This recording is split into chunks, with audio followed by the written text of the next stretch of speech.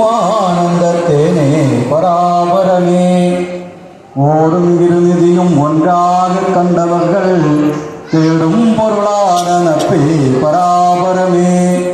சித்த நினைவும் செய்யும் செயலும் நீ என வாழும் உத்தமக்கான நல்லுறவே பராபரமே.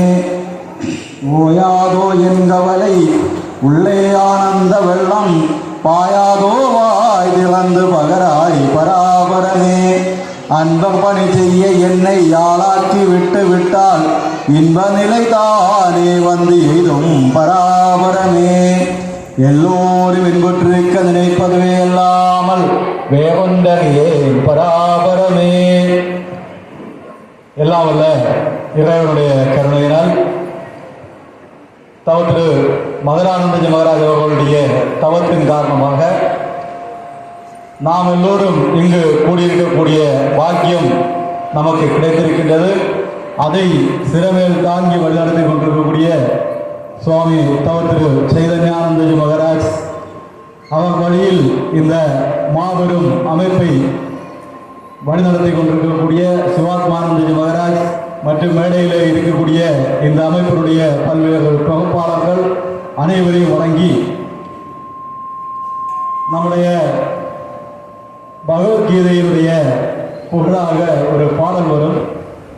மூகம் கரோதி வாச்சாலம் பங்கும் லங்கேதே கிரும் யத் கிருபாதமகம் வந்தே பரமானந்த மாதவம். அந்த பரம ஆனந்த மாதவன் நமக்கு தந்த கீதையை திரும்ப திரும்ப நாம் சொல்லிக்கொண்டே இருந்தோம் என்று சொன்னால் கீதா கீதா கீதா என்று தியாகி தாகி தாகி என்று மாறும். தாகி என்பது தியாகி என்கின்ற வார்த்தையினுடைய கருப்பொருள். அந்த தியாகி என்கின்ற தியாகத்தை நம்முடைய வழிகாட்டுதலாக கொண்டது நமது பாரத தேசம். நமக்கு தெரியும், நமது தேசத்தினுடைய சுதந்திர தினத்தில் அந்த கொடியிலே மேலே இருப்பது காவி. அந்த காவி கொடி என்பது நமது தியாகத்தினுடைய அடையாளம். அது தியாகத்துக்கு அடையாளம். அந்த தியாகத்துக்கு அடையாளமாகிய காவி கொடியை முன்வைத்து வாழ்ந்து கொண்டிருக்கக்கூடிய நாம் நம்முடைய தியாகிகளை பற்றி கொஞ்சம் நினைவு கொள்ள வேண்டியது கண்டிப்பாக தேவை. ஏனென்று சொன்னால் நாம் இன்று இங்கே இருந்து இப்படி விஷயத்தை கேட்பதற்கும் பேசுவதற்கும் பட்டம் பெறுவதற்கும் பரிசுகளை பெறுவதற்குமான வாய்ப்பு நமக்கு ஏன் கிடைத்தது என்று சொன்னால் அந்த பெரியவர்கள் நமக்காக வேண்டிப்பட்ட கஷ்டம், நமக்காக பட்ட அந்த துன்பங்கள் காரணமாக ரவிக்குமார்ஜி பேசும்போது அவர் சொன்னார், ஒரு 40 ஆண்டுகளுக்கு முன்னால் இங்கே பணிபுரிவதில் என்பது இவ்வளவு எழுப்பம் அல்ல, இவ்வளவு சிம்பிள் அல்ல. இங்கிருந்த இந்த மாதிரி கூட்டம் கூடுவதற்கு வந்து சேரக்கூட முடியாத ஒரு நிலைமையிலே ஆயிரக்கணக்கான பேர்கள் நம்முடைய தேசத்திலே பணியாற்றினார்கள். அவர்களுடைய ஒவ்வொருவருடைய நினைவு நமக்கு இருக்க வேண்டும். நான் இங்கே சொல்லும் பொழுது எனக்கு அந்த மாதிரி தியாகங்கள் என்று சொல்ல வேண்டும் என்று சொன்னால், தியாகம் என்று நான் உங்களுக்கு சொல்ல வேண்டும் என்று சொன்னால் 2 பேரை நான் எப்பொழுதும் நினைவு கொள்வது உண்டு. ஒன்று பரம பூஜனிய டாக்டர் கேசவபலிராம் ஹெட்கேவார். அவர் 1925ஆம் ஆண்டு அந்த காலகட்டங்களிலே ஆங்கிலேயன் ஆண்டு கொண்டிருக்கிற காலகட்டத்திலே மருத்துவ பணியை நன்றாக செய்து லட்சக்கணக்கான ரூபாயை சம்பாதித்து சுகமாக வாழ்ந்து கொண்டிருந்திருக்கலாம். அன்றைக்கு இந்துக்கள் படக்கூடிய அந்த அவருடைய ஊரில் இந்துக்கள் பட்ட கஷ்டம், இதே கஷ்டத்தை தான் நம்முடைய தேசம் முழுக்க இந்துக்கள் படுவார்கள் என்பது அவர்களுடைய உணர்ச்சியிலே வந்ததனால் சுவாமி கேட்டார், மலப்பகத்தில் என்ன நடக்கின்றது என்று நமக்கு நிறைய பேருக்கு தெரியவில்லை.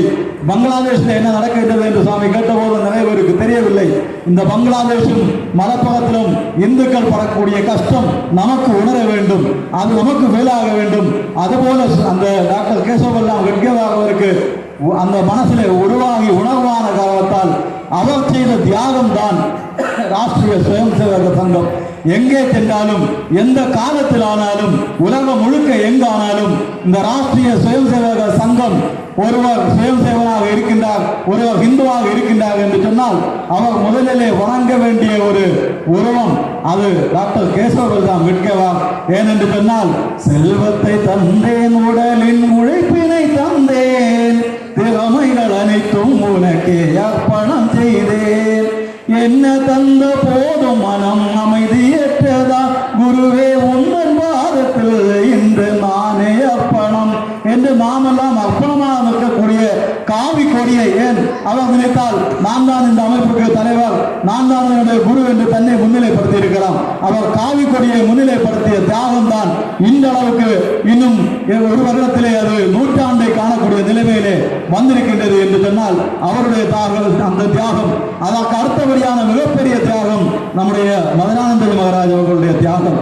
நம்முடைய ரவிக்குமார் சொல்லும் பொழுது சொன்னார், அவருடைய காலத்திலே ஒரு இடத்துக்கு போக முடியாது, சைக்கிள்ல இருந்து போக வேண்டும், நடந்து போக வேண்டும். சமய மாநாடுகளுக்கு போகும்பொழுது பஸ்ல போவோம், திரும்ப வரும்பொழுது அந்த பஸ் வசதி இருக்காது. வெள்ளிமலைக்கு வந்து சேர சுவாமி நடந்து வந்திருக்கக்கூடிய அனுபவங்கள் பலதும் உண்டு.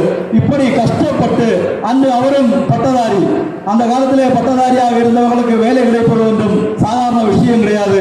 இருந்தும் தன்னுடைய வாழ்க்கையை இந்த சமயத்துக்காக, நம்முடைய கன்னியாகுமரி மாவட்டத்திலிருந்து கிளம்ப வேண்டிய அந்த பிரகாசத்துக்காக, அந்த தீபத்துக்காக, அந்த வித்ய ஜோதிக்காக வேண்டி தன்னுடைய வாழ்க்கையை அர்ப்பணித்து இந்த ஆசிரமத்திலே இந்து தர்ம வித்யாபீடத்தை ஸ்தாபித்து நம்மை ஒவ்வொருவரையும் இந்துக்களாக இன்று நிலைநிறுத்தக்கூடிய அளவுக்கு தன்னுடைய வாழ்க்கையை அவர் வைத்துக் கொண்டார் என்று சொன்னால் நாம் ஒவ்வொருவரும் நம்முடைய மனதிலே முழு மன தாக்கத்தோடு நாம் நினைவு கொள்ள வேண்டிய தியாகி அவர்.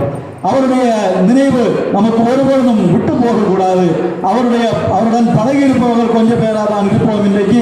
ஆனால் ஒவ்வொருவரும் நாம் உணர்ந்து கொள்ள வேண்டிய ஒரு விஷயம், நம்முடைய கையில் இருக்கக்கூடிய தொடக்கநிலை, இளநிலை, வளர்நிலை, உயர்நிலை, முதுநிலை புத்தகங்களை திறந்து பார்க்கும் பொழுது தொகுப்பாசிரியர் தவத்திர சுவாமி மதுரானந்த மகாராஜ் என்று எழுதியிருக்கக்கூடிய அந்த காட்சியை காண்பவர்களுக்கு கண்ணீர் வர வேண்டும். என்று சொன்னால் அவருடைய அறிவு, அவருடைய ஞானத்தை, அவருடைய வேத ஞானத்தை நாம் படிக்கக்கூடிய பல தொழிற்பாடுகள் எல்லாம் அவர் எழுதியது. அவ்வளவு பெரிய ஆள் கீழே வருடத்திலும் நாம் இன்றைக்கு தெரியும், கவி பேரரசு, கவிக்கோ, கவிக்கூ என்றெல்லாம் ஒவ்வொருவரும் பட்டம் போட்டுக் கொண்டிருக்கின்றார்கள். அற்புதமான கவிதைகளை எழுதிய அவர் ஒரு இடத்திலுமே மதுரானந்தர் எழுதியது என்ற ஒரு இடத்திலுமே சொல்லவில்லை. நாம் தான் அவரை சொல்லி பெருமைப்படுத்த வேண்டும், நாம் தான் சொல்லிக் கொண்டிருக்கின்றோம். அப்படிப்பட்ட தியாகம், அப்படிப்பட்ட தன்னுடைய அறிவை நமக்காக எடுத்து தந்த சுவாமி மதுரானந்தஜி மகாராஜ் அவருடைய தவம், அந்த தவத்தினுடைய வல்லமை தான் இன்றைக்கு நாம் இங்கே கூடியிருக்கின்றது.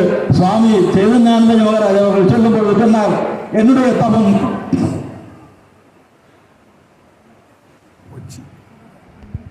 சமயத்துக்கு ஆட்கள் வரவில்லை என்று அவர் சொன்னார். அவருடைய தவத்தை பற்றி நம்மால் சொல்ல முடியாது, நான் இங்கே சொல்ல விரும்பவில்லை. ஏனென்று சொன்னால் அவருடன் பழகிய என்னுடைய பழக்கம், அந்த காலம், அவருடைய வாழ்க்கை நமக்கு தெரியும், உங்கள் எல்லோருக்கும் தெரியும் தான், இன்னும் கொஞ்சம் கூட எனக்கு தெரியும். நான் அதை இங்கு சொல்லி காட்டுவது என்ற ஒரு விஷயம் இல்லை. அப்படிப்பட்ட தவத்தை அவர் செய்து கொண்டிருக்கின்றார். அந்த தவத்தினுடைய பலன் எங்கும் கிடைக்க வேண்டும் என்று சொன்னால் நாம் ஒவ்வொருவரும் தவம் செய்ய வேண்டும். நம்முடைய தவங்கள் தான், ஒவ்வொருவருடைய தவம் தான் இங்கே நம்மை சேர்க்க வைக்கக்கூடியதாக இருக்கும். அப்படி ஒவ்வொருவரும் செய்ய வேண்டும். வாஞ்சிதானை பற்றி சுவாமி சொன்னார். வாஞ்சிதானன் 4 மாத கற்பனையாக தன்னுடைய மனைவியை விட்டுவிட்டு அந்த ஆஸ்திரையை சுட்டுக் கொள்ள சென்ற போது அவன் ஒன்றுமே நினைக்கவில்லை. நாளை எனக்கு பிறக்கக்கூடிய குழந்தை ஆணாக இருக்குமா, பெண்ணாக இருக்குமா, அது அப்பா என்று யாரை கேட்கும் என்று எல்லாம் அவன் ஒன்றும் சிந்திக்கவில்லை. எனது தேசத்திலே எனது வீரர்களை, எனது சுதந்திர போராட்ட தியாகிகளை துன்புறுத்தி அவனை அழிக்க வேண்டும் என்பது மட்டும்தான் அவருடைய லட்சியமாக இருந்தது. அவன் வேறு எந்த விதமான எதிர்பார்ப்பும் பிரதிபலனும் அவர் எதிர்பார்க்கவில்லை. செக்கெடுத்த செம்மல் என்று சொல்லக்கூடிய வஉசி தூத்துக்குடியிலே கோடீஸ்வரர், அவர் கடைசியிலே செக்கெடுத்து வாடி, அதுபோல சுப்பிரமணிய சிவா தொழுநோயாளியினுடைய மூத்திரத்தையும் பழுப்பையும் அவருக்கு குடிக்க கொடுத்து அவரையும் நோயாளியாக்கி தெருவிலே அலைய விட்ட ஆங்கிலேயன், அவருடைய கஷ்டங்கள் எல்லாம் நாம் அவர்களை பெருமைப்படுத்துவோம் என்று சுவாமி சொன்னது போல தியாகி பென்ஷன் கிடைக்கும் என்பதற்காக ஒன்றும் அவர்கள் செய்யவில்லை.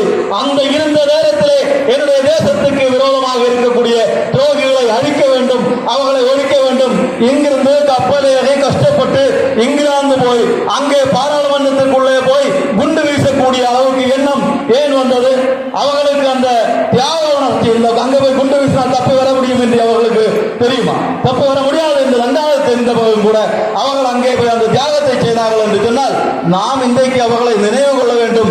நாம் நினைவு கொள்ள வேண்டும் என்பதற்காக அவர்கள் இந்த தியாகத்தை செய்யவில்லை, அது ஒரு விஷயம். ஆனால் அவர்களை நினைவு கொள்ளவில்லை என்று சொன்னால் நாம் மோசமானவர்களாகி விடுவோம் என்பது ஒரு ஆணித்தரமான உண்மை. ஆகவே ஒவ்வொரு தேசபக்தர்களையும் நாம் நினைவு கொள்ள வேண்டும், ஒவ்வொரு நல்லவர்களை நாம் நினைவு கொள்ள வேண்டும். அப்பொழுது அந்த நினைவு நமக்கு இருக்கும் பொழுது இன்று நாம் செய்ய வேண்டிய தியாகம் நமக்கு ஞாபகம் வரும். ஒரு பாடல் உண்டு, தேசமே நமக்கு எல்லாம் கொடுக்குது. அதிலே வரும், ஒரு வெயில் காலத்திலே நமக்கு மரங்கள் நிழல் தருகின்றன. தருவது நறுமண மணலை தொடுத்திராகிய பூமாலை. அந்த மரங்கள் செய்யக்கூடிய தியாகம் போல நாம் ஒவ்வொருவரும் தியாகம் செய்ய வேண்டும். என்ன தியாகம் செய்ய வேண்டும்? சொத்து தியாகம் செய்ய வேண்டாம், நகைகளை தியாகம் செய்ய வேண்டாம், பணத்தை தியாகம் செய்ய வேண்டாம். நாம் செய்யக்கூடிய பணியே தியாக பணி. ஏனென்று சொன்னால் சமய வகுப்பு ஆசிரியர்களாக நாம் பணியாற்றி கொண்டிருக்கின்றோம் என்று சொன்னால் நம்முடைய ஒரு பாடலில் வரும் தன்னெலும் வீழ்ந்த ததீசி முனியும் தன்னை அழித்த சம்யம் ராவும் தலையை கொடுத்த குமணன் போன்ற தியாகிய தாயவளாம். தன் எலும்பீந்த ததீசி முனி, அந்த ததீசி முனியை மனதிலே வைத்துக் கொண்டுதான் திருக்குறள் எழுதிய திருவள்ளுவர் அன்புடையார் எல்லாம்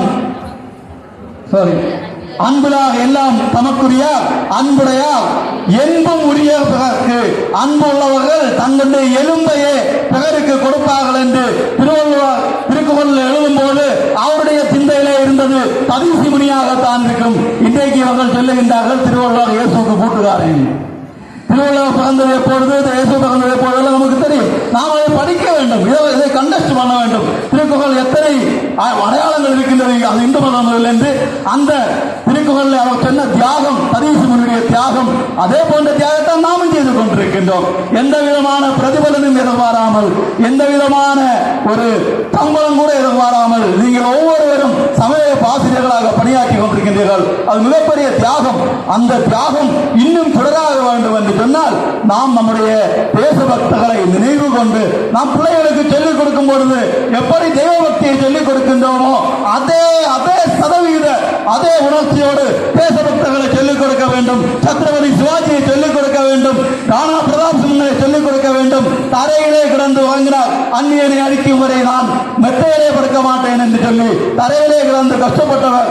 அவர் கஷ்டப்பட்டது இன்றைக்கு நாம் இதை சொல்லுவோம் என்பதற்காக அல்ல, ஆனால் இந்த தேசத்தினுடைய விடிவெள்ளிக்காக கஷ்டப்பட்ட ஒவ்வொரு தியாகிகளையும் நாம் நினைவு கொள்ள வேண்டும். நம்முடைய மனதிலே அந்த எண்ணம் இருக்க வேண்டும்.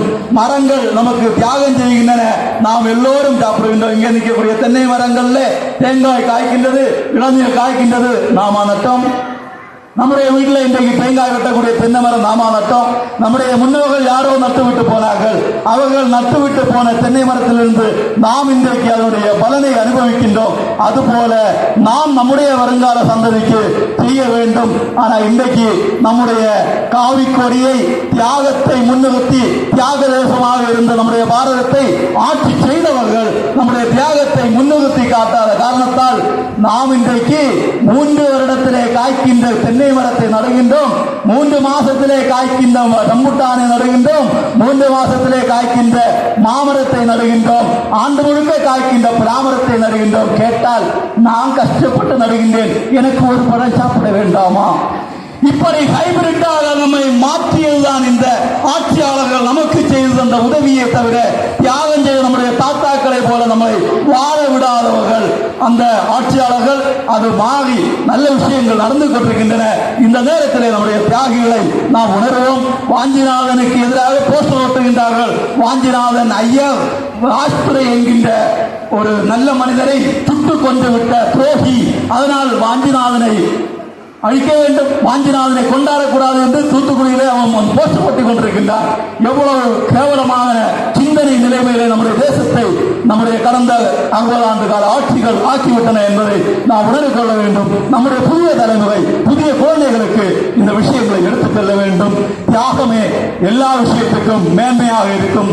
தியாகி தியாகி என்கின்ற அந்த கீதா வழியிலே நடந்து நாம் நம்முடைய தேசத்தை மேம்படுத்துவோம், சமய பணியை மேம்படுத்துவோம்.